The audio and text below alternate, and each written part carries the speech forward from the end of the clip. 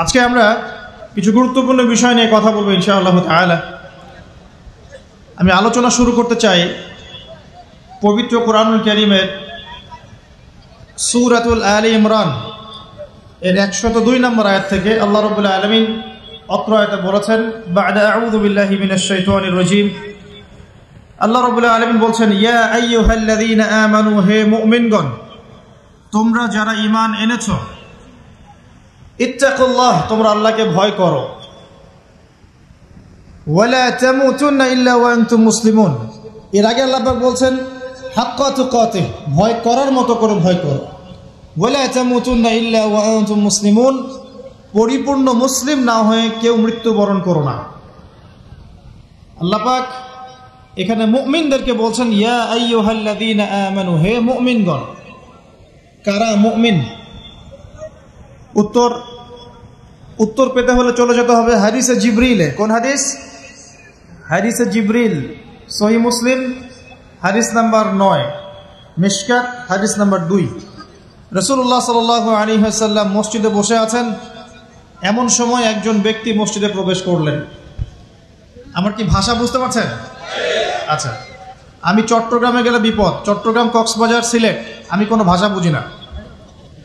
আমার ভাষা মানুষ বোঝে কিনা আমি তাও কনফিউজ থাকি। তো যাই হোক, আমি সরল বাংলায় বলার চেষ্টা করছি। আল্লাহ পাক বলছেন, হে মুমিনগণ। কারা মুমিন? উত্তর আছে হাদিসে জিবরিলের মধ্যে। জিবরাইল আলাইহিস সালাম মানুষের রূপ ধরে মসজিদ নববীর মধ্যে আসলেন এবং সাহাবীদের সামনেই আসলেন।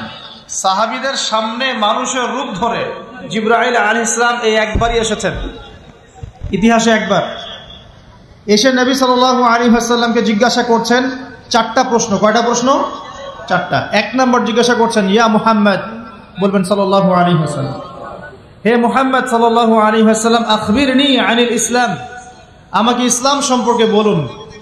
নবী সাল্লাল্লাহু আলাইহি ওয়াসাল্লাম বলছেন, ইসলাম হচ্ছে আন তাশহাদা আল্লা ইলাহা ইল্লাল্লাহ ওয়া আন্না মুহাম্মাদান আবদুহু ওয়া রাসূলুহু। ইসলাম হচ্ছে এই সাক্ষ্য দেয়া যে আল্লাহ ছাড়া কোনো ইলাহ নেই এবং মুহাম্মদ সাল্লাল্লাহু আলাইহি ওয়াসাল্লাম আল্লাহর বান্দা এবং রাসূল। এটা হলো প্রথম, অর্থাৎ কালিমা লা ইলাহা ইল্লাল্লাহ। এর অর্থ হচ্ছে আল্লাহ ছাড়া আমি কারো বিধান মানতে পারবো না। কথা কি বোঝা যায়? আল্লাহ ছাড়া আমি কারো দাসত্ব করব না। আল্লাহ ছাড়া কেউ আমার রব নয়, কেউ আমার রিজিক দাতা নয়, কেউ আমার জীবন দাতা নয়, কেউ আমার মৃত্যু দাতা নয়, এমনকি আল্লাহ ছাড়া বিধান দেওয়ার মালিকও কেউ না। মুহাম্মদুর রাসূলুল্লাহ, অর্থাৎ আল্লাহকে পাওয়ার জন্য যে তরিকা, মুহাম্মদ সাল্লাল্লাহু আলাইহি ওয়াসাল্লামের পথ ও পদ্ধতি অনুসরণ করতে হবে। এই তরিকার বাইরে অন্য কোনো তরিকা ফলো করা যাবে না। হ্যাঁ, তবে তার তরিকা ফলো করা যাবে যার কথা এবং কাজ নবীর সাথে মিলে যায়, আলহামদুলিল্লাহ। যারটা মিলে না তারটা নেওয়া যাবে না। মুহাম্মদুর রাসূলুল্লাহ মানে নিজের মন গড়া কোনো কাজ করা যাবে না। ইবাদত করার ক্ষেত্রে প্রত্যেকটা কাজ নবী সাল্লাল্লাহু আলাইহি ওয়াসাল্লামের সুন্নাত মোতাবেক করতে হবে। মুহাম্মদুর রাসূলুল্লাহ সাল্লাল্লাহু আলাইহি ওয়াসাল্লাম।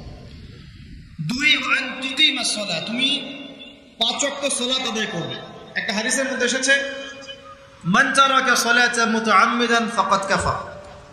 নবী সাল্লাল্লাহু আলাইহি ওয়াসাল্লাম বলেছেন, কোন ব্যক্তি যদি, মুসলিম ব্যক্তি, ইচ্ছাকৃতভাবে তার উপর অর্পিত ফরজ নামাজ ছেড়ে দেয়, সে ব্যক্তি কুফরি করলো। কি করলো? আর মুয়াজ বিন জাবাল রাদিয়াল্লাহু আনহুকে নবীজি বলছেন, মান তারাকা সালাতা মুতাআম্মিদান ফাকাদ বারিআত মিন যিম্মাতিল্লাহ। যে ব্যক্তি তার উপর অবধারিত ফরজ নামাজ ছেড়ে দেয়, সে যেন আল্লাহর জিম্মেদারি থেকে মুক্ত হয়ে গেল। আল্লাহর কোনো জিম্মেদারি নাই তার উপর। 90% মুসলিমের দেশে এটা খুবই দুঃখজনক যে আমাদের মধ্যে বেশিরভাগ মানুষ 5 ওয়াক্ত নামাজ পড়ে না। শুধু বড় গলায় কি 90% মুসলিম বললে হবে? যখন 90% মুসলিমের দেশের 100% মুসলিম 5 ওয়াক্ত নামাজ পড়বে, ইসলাম এমনি এমনি প্রতিষ্ঠা হয়ে যাবে ইনশাআল্লাহ তাআলা।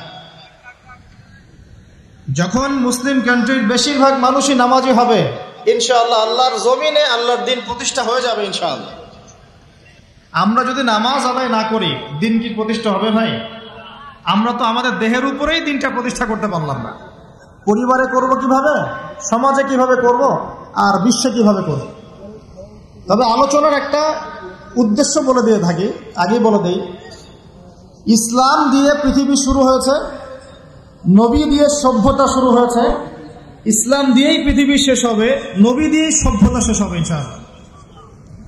শুরু হয়েছে আদম আলাইহিস সালামকে দিয়ে এবং শেষ হবে ইনশাআল্লাহ তাআলা নবী ঈসা আলাইহিস সালামকে দিয়ে। এই কথাটা মাথায় রাখবেন। ইহুদিরা অপেক্ষা করে বসে আছে। কিসের অপেক্ষায় বসে আছে? সব ইহুদি না অবশ্য, যারা জালেম, জায়নিস্ট, বদ, এরা অপেক্ষা করে বসে আছে যে শেষ জামানায় তাদের একজন মাসিহ আসবে। কি আসবে? মাসিহ মানে ত্রাণকর্তা, উদ্ধারকর্তা। যেই মাসিহ আসলে পরে তারা সারা বিশ্বটাকে শাসন করবে এই জেরুজালেম থেকে। কোন জায়গা থেকে? নাম শুনছেন? কোন দিকে? ইসরায়েল। আচ্ছা, ইসরায়েলের না, এটা ফিলিস্তিনের। কার? এই জায়গার মালিক কে? এই জায়গার মালিক আমরা। এটা আমাদের জায়গা। 3টা মসজিদ আপনি সফর করবেন সোয়াবের আশায়, তার সবচেয়ে শ্রেষ্ঠ মসজিদ হারাম মানে মক্কায় 1 রাকাত নামাজ পড়বেন, 1 লক্ষ রাকাত নামাজের সওয়াব হবে ইনশাআল্লাহ। 2 নাম্বার মদিনা, 1 রাকাত নামাজ পড়বেন, 1000 রাকাত নামাজের নেকি হবে ইনশাআল্লাহ। 3 নাম্বার কি? এই যে আকসা, আমরা তো ভুলেই গেছি। আকসা আমাদের, আকসা কাদের? তারা দখল করে নিয়েছে। আচ্ছা, দখল করেছে আমাদের কারণেই, আমাদের দুর্বলতার কারণেই। কিন্তু এই ভোগ দখল চূড়ান্ত হবে না, কারণ তারা অপেক্ষা করছে একজন মাসিহের জন্য, যেই মাসিহ আসলে পরে তারা জেরুজালেম থেকে বিশ্ব শাসন করবে। এখন কিন্তু বিশ্বের বড় বড় ডিপার্টমেন্টগুলো ওরা শাসন করে। খেয়াল করেছেন কি? আপনি যে প্রযুক্তি ব্যবহার করেন এগুলোর চাবিকাঠি ওদের হাতে। আপনি যে অর্থনৈতিক সিস্টেমটা ফলো করেন, ব্যাংকিং সিস্টেমগুলোর কথাই বলছি, এর মূল সূত্র কিন্তু ওদের হাতে, সুতা ওদের হাতে লাটাই। ইভেন আমরা যে পলিটিক্যাল সিস্টেমগুলো ফলো করি না, এগুলোর তন্ত্রমন্ত্র ওরাই দিয়েছে। যে মিডিয়াগুলো আছে বিশ্বে বড় বড়, সবকিছু ওদের হাতে। ফাইন্যান্স বলে, ফাইন্যান্স মানে বাণিজ্য, ট্রেড, এগুলো ওদের হাতে। বিশ্বের বড় বড় সেক্টরগুলো ওরা শাসন করছে, এটা সত্য। আরেকটা মারাত্মক কথা হচ্ছে, বিশ্বকে শাসন করতে হলে কিছু অস্ত্র লাগে। কি লাগে? অস্ত্র শস্ত্র ছাড়া হবে না। একটা দেশের সাথে একটা দেশের মনে করেন খারাপ সম্পর্ক, এখন একটা দেশের কাছে আছে দাকুরাল, আর একটার কাছে আছে পারমাণবিক অস্ত্র। কে জিতবে? যার কাছে যত ভারী অস্ত্র আছে, শক্তিশালী, তার দাপট তত বেশি। তো এইসব বড় বড় মারণাস্ত্রগুলো, যেগুলোকে আমরা বলি নিউক্লিয়ার ওয়েপেন্স অথবা বলি থার্মোনিউক্লিয়ার ওয়েপেন্স, এগুলো ওদের হাতে। মাসিহ আসলে পরে তারা বিশ্ব শাসন করবে, এটা ওদের যে তালমুদ এই গ্রন্থের মধ্যে লেখা আছে। এবং তারা মনে করে যে এই দাজ্জালই হচ্ছে মাসিহ, তারা মনে করে। আর আমরা জানি হাদিস থেকে এই দাজ্জাল সত্যিকারের মাসিহ নয়। সত্যিকারের মাসিহকে ঈসা আলাইহিস সালাম। আল্লাহ পাক ঈসা আলাইহিস সালামের হাতে এই মিথ্যা মাসিহকে মেরে ফেলবেন প্যালেস্টাইনের বাবেলুদ নামক জায়গায়। কোন জায়গা? বাবেলুদ, হাদিসে বর্ণিত আছে। এবং তাকে মারার পরে নবী ঈসা আলাইহিস সালাম সেখান থেকে পুরো বিশ্বে আবারও ইসলামিক একটা খেলাফা কায়েম করবেন ইনশাআল্লাহ তাআলা। এটা হচ্ছে ইসলামের গন্তব্য, এটা হবেই। পৃথিবীর যত পরাশক্তিগুলো আছে এরা সবাই যদি ঐক্যবদ্ধ হয়ে যায় এবং এই ভবিষ্যৎবাণীটাকে মুছে ফেলতে চায়, অবশ্যই সফল হবে না ইনশাআল্লাহ। কারণ এটা বলেছেন কে? স্বয়ং আল্লাহ এবং তার রাসূল মুহাম্মদ সাল্লাল্লাহু আলাইহি ওয়াসাল্লাম। এটা আমাদের গন্তব্য। এটা সুসংবাদ দিয়ে শুরু করলাম। এখন আল্লাহ পাক আমাদেরকে বলছেন, হে মুমিনরা, তোমরা আল্লাহকে ভয় করো। ঈমানদার কারা বোঝাতে গিয়ে হাদিসে জিবরিল আসছে। জিবরাইল আলাইহিস সালাম এসেছেন, জিজ্ঞাসা করছেন ইসলাম কাকে বলে। নবীজি বলছেন আগে কালিমা, তারপরে সালাত। তো সালাতের কথা বলতে গিয়ে ওখানে চলে গিয়েছিলাম। আমরা যদি ইসলামের বিজয় দেখতে চাই তাহলে সবাইকে 5 ওয়াক্ত নামাজ পড়তে হবে। রাজি আছেন তো? আজকে থেকে 5 ওয়াক্ত নামাজ ছাড়বেন? স্পেশালি যুবক ভাই যারা আছো, তোমাদের তারুণ্য আছে, রক্তের উদ্যম আছে, তোমরা চাইলে অনেক কিছুই করতে পারো।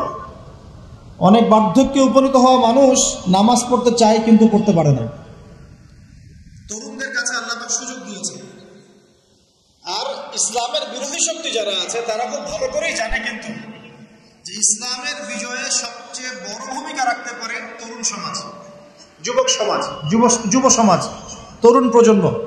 এ কারণেই তো দেখবেন তরুণ প্রজন্মকে তাদের উদ্দেশ্য থেকে সরিয়ে দেওয়ার জন্য তারা আপনার সামনে অনেকগুলো টোপ দিয়ে দিয়েছে।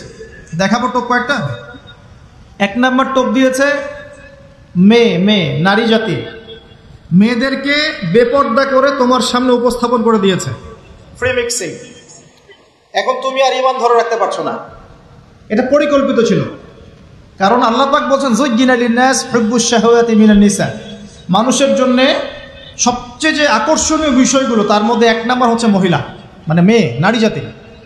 এটা আমাদের কাছে সবচেয়ে আকর্ষণীয়। আল্লাহ পাকের সবচেয়ে সুন্দর সৃষ্টিকে মানুষ না, মানুষের মধ্যে আল্লাহ পাকের সবচেয়ে শ্রেষ্ঠ সৃষ্টিকে নারী জাতি। আল্লাহ পাক তাদেরকে সুন্দর করে সৃষ্টি করেছেন, তাই নয় কি? এই কারণে পুরুষদের সবচাইতে আকর্ষণের জায়গা কোনটা? নারী জাতি। এই কারণে মেয়েদেরকে বেপর্দা করে তোমার সামনে ছেড়ে দেওয়া হয়েছে। জেনা বেড়েছে, ব্যভিচার বেড়েছে, ফ্রি মিক্সিং বেড়েছে, ধর্ষণ বেড়েছে, এই যে হারাম প্রেমের সম্পর্কগুলো বেড়েছে। যুবকেরা তাদের জীবনের উদ্দেশ্য ভুলে গেছে। আমার কথা কি বুঝতে পারছেন? আচ্ছা, এটা 1 নম্বর। 2, মাদক। যুবকদের সামনে মাদকের সহজলভ্যতা। চাইলেই হাত বাড়ালেই মাদক, হাত বাড়ালেই ইয়াবা, হাত বাড়ালেই ফেন্সিডিল, হাত বাড়ালেই হেরোইন, তাই না? কথা ঠিক না বেঠিক? যদি কেউ চায় যে আমি আজকে রাত্রে মাদক খাবো, সে পারবে, হাত বাড়ালেই পারবে। এখনকার সমাজ এমন, যদি কেউ চায় যে আজকের রাত্রে আমি পতিতালয়ে গিয়ে রাত কাটাবো, সে পারবে। 500 টাকা 1000 টাকার বিনিময়ে মানুষ এখন জেনা করতে পারে না? 5 টাকা 10 টাকা 50 100 টাকা দিয়ে মানুষ এখন ইয়াবা কিনে খেতে পারে। আর যারা সীমান্তবর্তী অঞ্চলে আছেন তারা আরো ভালো জানেন আমার কথা কতটুকু সত্য, কতটুকু মিথ্যা। যুবকদের সামনে মাদক এমনি দেওয়া হয় নাই। উদ্দেশ্য কি? তোমার দ্বারা ইসলামের বিজয় সম্ভব ছিল। মাদক সেবন করায় তোমাকে সরাই দিয়েছে ওই রাস্তা থেকে। কথা বুঝতে পারছো? খুব সতর্ক। 3 নাম্বার, জুয়া। তোমার সামনে জুয়া দিয়ে দিয়েছে। জুয়া, ফুটবল বিশ্বকাপ হইলো জুয়া, IPL হইলো জুয়া, BPL হইলো জুয়া, ফুটবল FIFA হইলো জুয়া। জুয়া খেলে না মানুষ। আর যে যুব সমাজ তাদের জীবনের উদ্দেশ্য জানে না, তাদের পক্ষেই সম্ভব এইসব মেসি, আর্জেন্টিনা, ব্রাজিল এইসব নিয়ে ব্যস্ত থাকে। যারা নিজেদের জীবনের উদ্দেশ্য জানে তাদের জন্য কোশ্চিন কালেও এখানে সময় নষ্ট করা সম্ভব না। দুনিয়ার জীবনটা কি খেলতামাশা? দুনিয়ার জীবনটা কি খেলতামাশার জন্যে? আল্লাহ পাক যে হায়াতটা দিয়েছেন, ধরেন 50, 60 বা 100 বছর, এই হায়াতটা কে দিয়েছেন? এই সময়টার মালিক কে? তাহলে আল্লাহ যদি সময়ের মালিক হয়, আমি কেন সময় 1 ঘন্টা অপচয় করবো ওখানে বসে বসে? এই সময়টা কি আমার নাকি? সময়টা আমার বাপের নাকি? সময়টা কার? আল্লাহর দেওয়ার সময় আমি টিভি সেটের সামনে বসে বসে 1.5 ঘন্টা নষ্ট করে ফেললাম। খেললো 2টা দল, তালি বাজাচ্ছে আমি, মাশাআল্লাহ। কালকে দেখলাম কক্সবাজার থেকে আসার সময় রাস্তা ব্লক, পুরা একটা দল জিতেছে, পুরা রাস্তা ব্লক, হাঁটা যাচ্ছে না, মিছিল, পাগলের মতো মানুষ মোটরসাইকেলে ছুটছে, গাড়ি নিয়ে ছুটছে, সিগারেট খাচ্ছে, আরো যে কি খাচ্ছে, মেয়ে নিয়ে ঘুরছে, আর একটা পতাকা নিয়ে ঘুরছে। যে দেশের পতাকা নিয়ে ঘুরছে ওই দেশ জানেও না মনে হয় যে এই দেশে এই আমার সাপোর্টার আছে। হ্যাঁ, আর খেয়াল করে দেখবেন এই আয়োজনগুলো এখন করানো হচ্ছে মুসলিম দেশগুলোকে দিয়ে। মানে মুসলমানদের অবস্থা দেখলে এখন মনে হচ্ছে সুবহানাল্লাহ, যে হারাম একটা কাজকে জায়েজ করার যে কত তরিকা বের হয়েছে। এখন একটা মুসলিম কান্ট্রি জিতেছে, মানে ভাবখানা এমন যে এই জেতার ফলে আমরা ইসলামী খেলাফত কায়েম করে ফেলেছি। ভাবখানা এমন যে কুফফারদের সাথে মনে হয় যুদ্ধ জিহাদ করে বিশ্বের বুকে ইসলাম কায়েম করে ফেলেছে। ভাবখানা এমন। এই স্টেডিয়ামগুলো করতে কত কোটি বিলিয়ন ডলার খরচ করতে হয়েছে, কত শ্রমিক যে এই স্টেডিয়ামগুলো বানাতে মারা গেছে তোমরা জানোই না। কি হচ্ছে এখানে? পশ্চিমারা আসছে, এনজয় করছে, খেলাধুলা হচ্ছে। বিষয়টা কি জানেন? আমাদেরকে এই খেলাধুলার অহেতুক কাজে ব্যস্ত করে দিয়ে ওরা ওদের এজেন্ডা বাস্তবায়ন করছে। দেখবেন যখন রমজান মাস আসে তখন দেখবেন মুসলিম কান্ট্রির উপর নির্যাতন বাড়ে। যখন যখন বড় বড় ইভেন্ট হয়, ওয়ার্ল্ড কাপ, এইটা সেটা, দেখবেন ভিতরে ভিতরে মুসলিম কান্ট্রির উপর নির্যাতন বাড়তে থাকে। মানুষ একদিকে তাকায় থাকে, আর একদিকে উদ্দেশ্য সাধন করতে থাকে। বুঝাচ্ছি বিষয়টা। আপনার 5টা বাচ্চা আছে মনে করেন, খুব জ্বালায়, কান্নাকাটি করে, হইচই করে।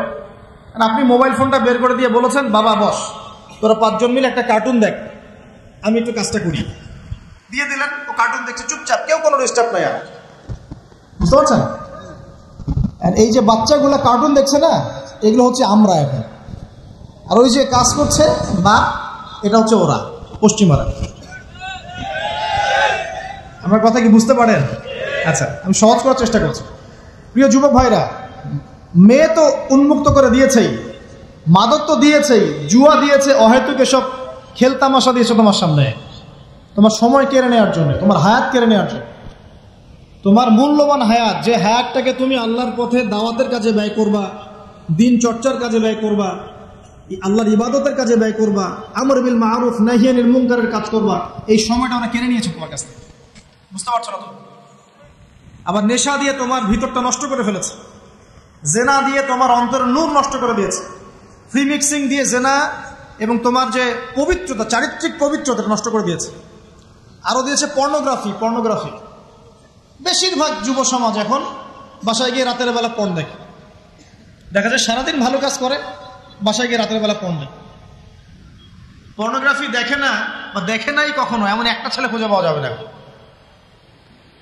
আর যখন আপনি এগুলোতে অভ্যস্ত হয়ে যাবেন, তখন শরীর খারাপ হয়ে যাবে, মন ভালো থাকবে না, আপনি একাকী গোপন পাপ করবেন, শরীর দুর্বল হয়ে পড়বে। একটা মেয়ের দিকে আপনি সম্মানের চোখে তাকাতে পারবেন না, মনে হবে মেয়ে মানেই মনে হয় ভোগের বস্তু। পর্ণে আসক্ত যারা, তারা কোনো কাজে শান্তি পায় না, অস্থির। এমনকি তারা যদি বিয়ে শাদীও করে, তবু বৈবাহিক জীবনে সুখী হতে পারে না। কেন জানেন? নিজের শক্তি ক্ষমতাগুলো আগেই নষ্ট করে ফেলেছে। এবং অনেকগুলো মেয়ে যখন আপনি দেখবেন নগ্ন, তখন আপনার স্ত্রীকে আপনার কাছে সুন্দর মনে হবে না, মনে হবে এই মেয়ের চেয়ে মনে হয় ওই মেয়েটা সুন্দর, এর চেয়ে মনে হয় ওইটা সুন্দর।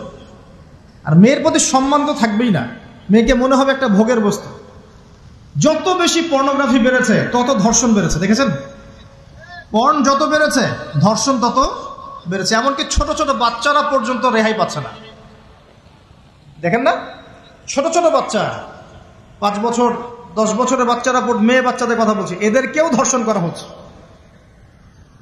যাদের ঘরে কন্যা সন্তান আছে, তারা খুবই এখন বিপর্যয়ের মধ্যে আছেন আপনারা, আমরা। কারণ সমাজটা তো নষ্ট হয়ে যাচ্ছে। আপনার মেয়েকে কতদিন ঘরে রাখবেন? বাইরে তো পাঠাতেই হবে। বাইরে পাঠাতে দেখবেন মেয়ের সম্মান নাই, পর্দা নাই, মেয়েকে জোর করে ধর্ষণ করা হচ্ছে। বাসে, ট্রেনে, অটোতে, অমুকে তমুকে, ট্রাকে মেয়েকে ধর্ষণ করা হচ্ছে। আর প্রত্যেক ধর্ষকের তো আর ইসলামিক ভাবে বিচার হচ্ছে না। হচ্ছে? যদি একটা এলাকার ধর্ষণ হতো আর ধর্ষককে জনসমক্ষে ডেকে ফাঁসি দেওয়া হতো না, তাহলে দেখতেন যে ওই এলাকায় ধর্ষণ বাড়তো না, কমে যেত। যদি একটা এলাকার চোরদেরকে জনসমক্ষে নিয়ে এসে হাত কেটে ফেলা হতো, তাহলে বুঝতেন চুরি খেতে পারত, ভয়ে চুরি করতে পারত না। আর ভাগ্য ভালো যে এই নিয়মগুলো এখন নাই। কেন ভাগ্য ভালো বললাম? ভাগ্য ভালো কেন বললাম? কারণ এই নিয়ম যদি এই মুহূর্তে চালু করা হয়, এই মুহূর্তে যে এখন এই সেকেন্ডের মধ্যে চালু করা হয়, তাহলে অনেক বড় বড় রাঘব বোয়াল যারা আছে ওদের হাত থাকবে না। কথা বুঝতে পারছেন না? কেউ চুরি করে সিসকা চোর বলি আমরা, না কি বলেন আপনারা? ছিচকা চোর বলেন। কেউ আছে চুরি করে, পুকুর চুরি করে। সিসকা চোরকে ধরতে পারলে রাস্তাঘাটে কি মাইটটা দেওয়া হয়, তাই না? মনে হয় যে নিজের শক্তি খাটানোর একটাই জায়গা চোর পিটানো। মসজিদে যদি মসজিদে যদি একটা চোর ধরা পড়ে, কি মাইটটা মারে, খুঁটির সাথে বেঁধে একদম জুতা স্যান্ডেল দিয়ে। সামনে যে পুকুর চুরি করে বসে আছে, কিছুই করতে পারতেছে। কি কথা মিথ্যা কথা বলছে? যদি একটা মুসলিম রাষ্ট্রের মধ্যে দুর্নীতি না থাকতো না, মুসলিম রাষ্ট্র বিশ্বকে নেতৃত্ব দিত ইনশাআল্লাহ। যদি কোনো মুসলিম রাষ্ট্রের মধ্যে দুর্নীতিটা না থাকতো না, তাহলে দেখতেন ওই রাষ্ট্র অবশ্যই বিশ্বকে নেতৃত্ব দিত ইনশাআল্লাহ। এমন অনেক অমুসলিম রাষ্ট্র আছে যেগুলো অমুসলিম হওয়া সত্ত্বেও ওদের মধ্যে কোনো দুর্নীতি নেই। আল্লাহ পাক আমাদের সবাইকে পরিপূর্ণ মুসলমান হওয়ার তৌফিক দান করুন। দেখেন আল্লাহ পাক বলেছেন উদখুলু ফিস সিলমি কাফা, তোমরা পরিপূর্ণরূপে ইসলামে প্রবেশ করো। এখন আমি যদি নামাজও পড়ি, আবার ঘুষও খাই, এদিকে রোজাও রাখি, আবার সুদও খাই, আবার এদিকে আমি হজমরাও করি, অন্যের সম্পদ আত্মসাৎ করি, মাপে কমও দেই, মজুদদারি করি ইত্যাদি, আমি কি পরিপূর্ণ মুসলিম? আমি কি উদখুলু ফিস সিলমি কাফার উপর আমল করতে পেরেছি? আর আল্লাহ পাক এখানে বলছেন ওয়ালা তামুতুন্না ইল্লা ওয়া আনতুম মুসলিমুন, পরিপূর্ণ মুসলমান না হয়ে তোমরা মৃত্যু বরণই করিও না। করলেই সমস্যা। পরিপূর্ণ মুসলমান না হয়ে মারা গেলেই সমস্যা। কি সমস্যা? ওই যে আল্লাহ পাক বলবেন মান রব্বুক, বলবে লা আদরি, আমি তো জানি না, কারণ পরিপূর্ণ মুসলমান হয়নি তো, আল্লাহর সাথে শিরক করেছে। আল্লাহ পাক বলবেন মা দীনুক, বলবে লা আদরি, আমি জানি না। মা দীনুক উত্তর কেমন করে দিতে পারবে? ইসলামের কিছু অংশ মানে, কিছু অংশ মানে না। ইসলামের কিছু অংশ মানে, নামাজ, রোজা, হজ, যাকাত, তাসবিহ, তাহলিল সবই মানে, কিন্তু সুদ ছাড়তে হবে, ঘুষ ছাড়তে হবে, জেনা করা যাবে না, মদ খাওয়া যাবে না, দুর্নীতি করা যাবে না, মানে না। তাহলে মা দীনুক কি উত্তর দিবে? মান নবিয়ুক, কে নবী? উত্তর কিভাবে সম্ভব?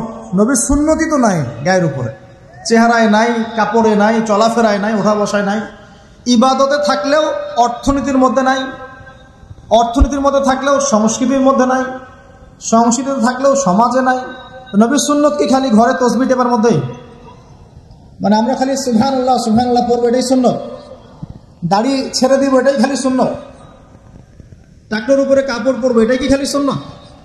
সমাজের মধ্যে সুন্নত নাই, অর্থনীতির মধ্যে সুন্নত নাই, ব্যবসা বাণিজ্য সুন্নত নাই, চাকরি বাকরিতে সুন্নত নাই, পরিবারের সুন্নত নাই, সংস্কৃতির মধ্যে সুন্নত নাই, আর রাষ্ট্রের কথা বললাম না, ওটা বাদ দেন, ওটা এই যুগে সম্ভব না। ইল্লা মাশাআল্লাহ, যদি আল্লাহ পাক না চান।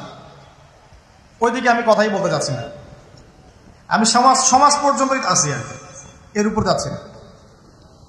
তো প্রিয় ভাইয়েরা, যুবক ভাইদের কথা বলে আমি সামনে যাব। 1 নাম্বার কি বলেছি? তোমরা সতর্ক থাকবে মেয়ে থেকে। কি থেকে? মেয়ে থেকে 100 হাত দূরে, 100 হাত। মানে আমি বলি, পরামর্শ দেই, আমি তোমাদের ভাইয়ের মতো, ছোট হই আর বড় হই, আর আমাকে এইসব আল্লামা শায়েখ এইসব বলার দরকার নাই। আমি একদম তালেবে ইলম, এখানে বড় বড় অনেক আলেম ওলামায়ে কেরাম আছেন, আমি খুব বিব্রত বোধ করছি কথা বলতে। আমি জানি যে হকপন্থী ওলামায়ে কেরাম যারা, তারা আমাদের মতো অনলাইনেও আসেন না, এই ফেসবুক ইউটিউবে ভিডিও পাবেন না, এমনও আলেম বাংলাদেশে আছেন জানেন, যারা বহু আলেম তৈরি করছেন, মাদ্রাসা খেদমত করছেন। তো তাদের সামনে আমাদেরকে যখন এইভাবে টাইটেল দেন, লজ্জা লাগে, বিব্রত বোধ করি। শেখার কোনো শেষ নাই। আমি একসময় মনে করতাম যে আমি যখন ইন্টারমিডিয়েটের পর থেকে চর্চা করা শুরু করছি, অনার্স মাস্টার্স পর্যন্ত, মনে করছি যে হ্যাঁ, মনে হয় ইসলাম সম্পর্কে ভালোই জানছি। তারপর যখন কওমি আলেমদের কাছে পড়তে শুরু করলাম, বলি এগুলো ভিতরের কথা, খোলামেলা বলি, গল্প করছি আপনাদের সাথে, রাগ করছেন নাকি? তখন বুঝলাম যে বিগত 5-7 বছরে তো আমি কিছু পড়াশোনা করছি বলে মনে হচ্ছে না। যেমন একটা হাদিস শো করে বললাম যে ওস্তাদ, এই যে আল্লাহ রাসূল সাল্লাল্লাহু আলাইহি ওয়াসাল্লাম বলেছেন যে একজন মুমিন ব্যক্তি আর একজন মুমিন ব্যক্তির আয়না স্বরূপ। কি স্বরূপ? আয়না স্বরূপ। তো আমি যদি অনলাইনে কোনো ভাইয়ের ভুল ধরিয়ে দেই সমালোচনার মাধ্যমে, তাহলে কি আমি হাদিসের উপর আমল করলাম না? তখন অবস্থা মিটিমিটি হাসছেন, বলছেন যে তোমার তো টুকটাক অ্যারাবিক গ্রামারের বেস ভালোই, তোমার কি মনে হয়? আমি বললাম যে আমার কাছে তো এটাই মনে হচ্ছে যে আমি যদি সমালোচনা করি, আমি তো আমর বিল মারুফ নাহি আনিল মুনকারের কাজই করলাম। তিনি বলছেন আসলে এই হাদিসের ব্যাখ্যা এমন হয়। কেমন ব্যাখ্যা? তুমি কি খেয়াল করো নাই? আমাকে বলছো তুমি কি খেয়াল করো নাই, তুমি যখন আয়নার সামনে গিয়ে দাঁড়াও, তখন আয়না কিন্তু তোমার সাথে কথা বলে না, আয়না নীরব থাকে, স্থির থাকে, কিন্তু তোমার দোষ ত্রুটি কোথায় আয়না কিন্তু দেখিয়ে দেয়। মনে করেন, বুঝাচ্ছি, মনে করেন আপনার গাল কেটে গেছে, আপনি আয়নার সামনে দাঁড়িয়েছেন, আয়না কিন্তু আপনাকে বলে দিবে না এই যে তোমার গাল কাটা, এই ছেলে তোমার গাল কাটা, হ্যাঁ এই মেয়ে, এই ছেলে তোমার এই সমস্যা, ওই সমস্যা বলবে? চুপচাপ থাকবে, আয়না দেখিয়ে দিবে আপনার ভুলটা কোথায়। তিনি আমাকে হাদিসের ব্যাখ্যা শেখাচ্ছেন, বলছেন যে একজন মুমিন ভাই যদি কোনো ভুলের উপর থাকে, তুমি সঠিকটা আমল করে ওর সামনে দাঁড়িয়ে দেখিয়ে দিবে যেটা সঠিক। বুঝলাম, যতদিন যাচ্ছে আমি বুঝতে পারছি যে আসলে এই জ্ঞানের সমুদ্র যে কত গভীর, 100 বছর হায়াত দিলেও মনে হয় শেষ করতে পারবো না।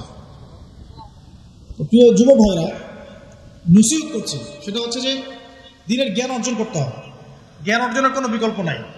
আর জ্ঞান অর্জনের জন্য শুধুমাত্র ফেসবুক, ইউটিউব যথেষ্ট নয়। এগুলো কনস্ট্রাকটিভ কোনো মাধ্যম নয়, বরং ফিতনা ছড়াবে এগুলো কিন্তু বেশিরভাগ ক্ষেত্রে ফিতনাই ছড়াচ্ছে। আপনার কাছে মনে হচ্ছে হয়তো যে অনেক কিছু লাইভ হচ্ছে, আমরা পাচ্ছি, হ্যাঁ, অনলাইনের মাধ্যমে জানছি, হ্যাঁ ঠিক আছে, স্বীকার করি, ভালো আছে, কিন্তু মন্দটা অনেক বেশি। এর মধ্য দিয়ে আলেমে বিভক্তি হয়ে গেছে। এর মধ্য দিয়ে একে অপরের সাথে আমাদের সম্পর্ক নষ্ট হয়ে যাচ্ছে। গীবত, তহমত, সমালোচনা, কাদা ছড়াছড়ি সংস্কৃতি বাড়ছে, ঐক্য বিনষ্ট হচ্ছে, অনেক সমস্যা হচ্ছে।